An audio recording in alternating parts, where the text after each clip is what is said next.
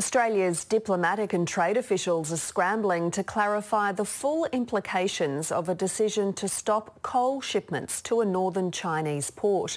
Trade Minister Simon Birmingham insists there's no China-wide ban on Australian coal exports and says other nations have also been affected by a slowdown. Here's political editor Andrew Probyn.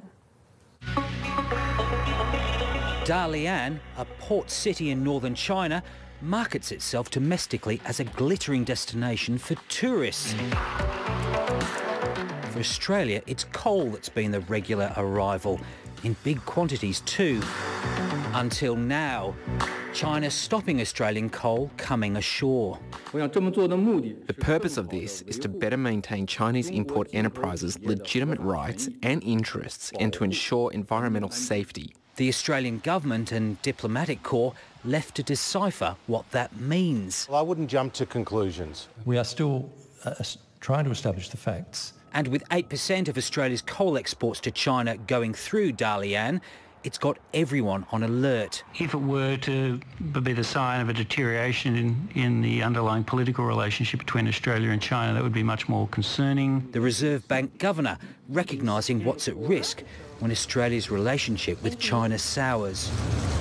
A relationship strained by China's militarisation of the South China Sea. I'm warning you again. Leave immediately. Huawei's exclusion from the 5G telecommunications network and foreign interference laws interpreted by the Chinese as being directed at them. Australia is doing exactly what it should be doing. Incoming US Ambassador Arthur Culvahouse acknowledging Australia's at the vanguard of challenging Chinese assertion.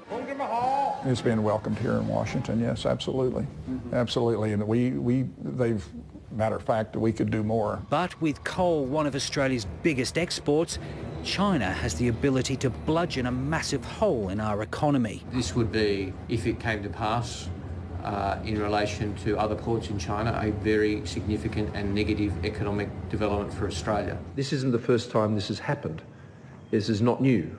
It has occurred before. We are confident that the measures being put in place are not discriminatory towards Australia, that they are not measures targeted at us. There are good reasons why China might want to curb coal shipments.